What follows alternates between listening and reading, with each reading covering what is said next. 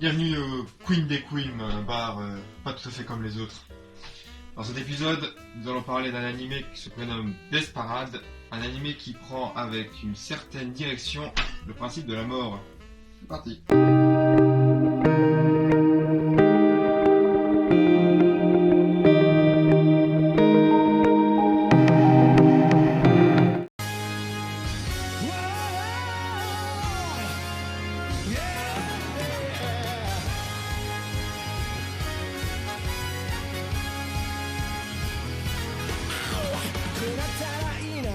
外現実に一石を投じて個性を磨け結界悩むなんだよまた一つ消去頭からケツまでそれが我がエンタメだまだ信じないさ紐解いたシャマジ蹴飛ばしてもっと舞い上がって Everybody put your hands up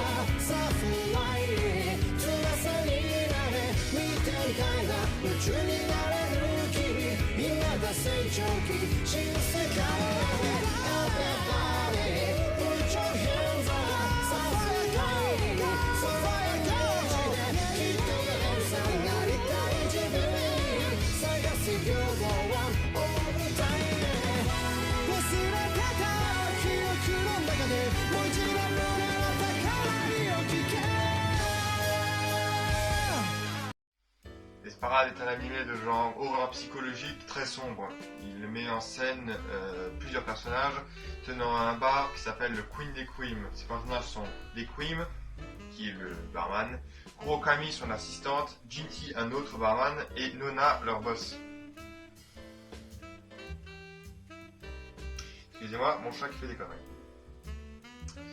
Ce bar n'est pas comme les autres, en effet, je l'ai dit dans l'intro, puisqu'il s'agit tout simplement d'un purgatoire pour les âmes qui sont mortes. Mais toutes les âmes ne passent pas par ce bar. En effet, ces âmes atterrissent dans ce bar seulement lorsque deux personnes meurent en même temps. Elles peuvent être de toutes les nationalités, elles arriveront quand même dans ce bar.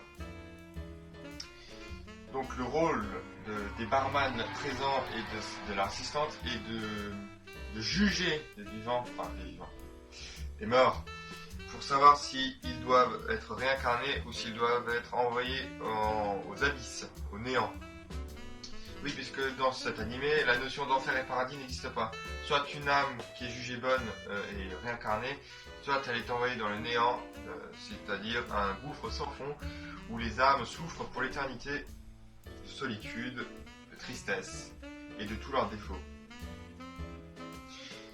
Cet animé, donc comme je l'ai dit, prend une direction toute particulière avec la mort, puisque là, la mort des personnages est montrée comme à la fois triste, mais à la fois comme un passage vers soit une autre vie, soit vers une souffrance éternelle.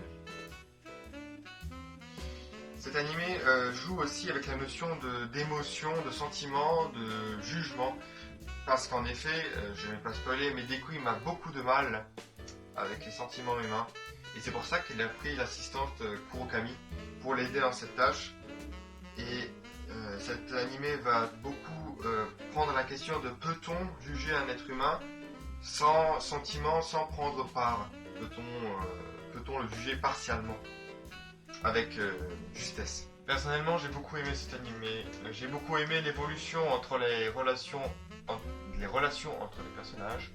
J'ai beaucoup aimé aussi le personnage principal qui est Deku, pardon, qui est son prédécesseur.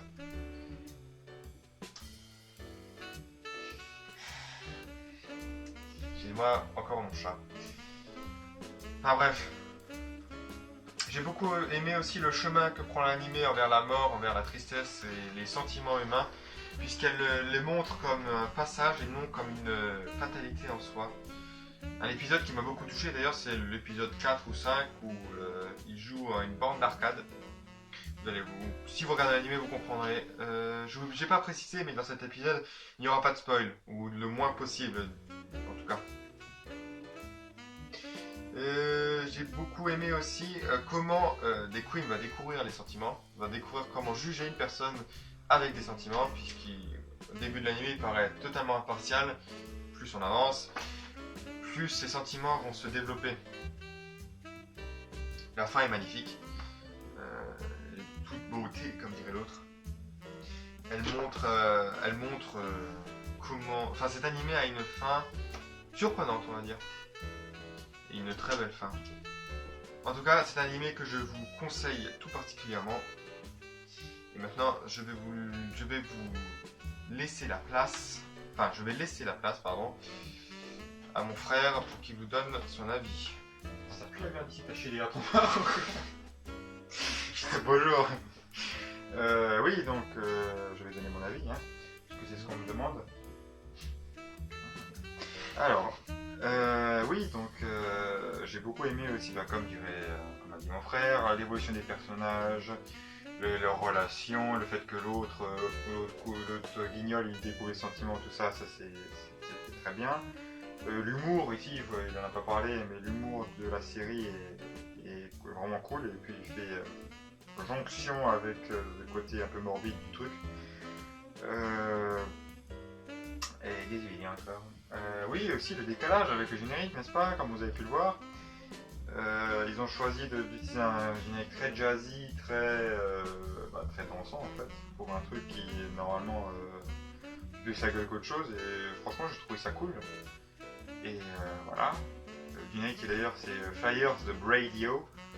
Si vous voulez l'écouter, c'est disponible sur Spotify et YouTube. Voilà. Oh gueule. Pardon, hein. Il y en a qui bossent ici, hein. Voilà. Et tout ce que j'avais à dire, je vous laisse avec ce cher barman pour l'outro. Ciao. Hein. Bon, messieurs dames, ceci conclut notre deuxième épisode de Parlons Animé, en espérant qu'il vous aura plu. J'espère que ça vous plaît d'ailleurs cette petite mise en scène un peu RP dans l'univers de l'animé. Si ça vous plaît, on en refera. Merci d'avoir suivi cet épisode. Laissez un petit commentaire, un petit pouce bleu, ça fait toujours plaisir. On se dit à la prochaine. Salut.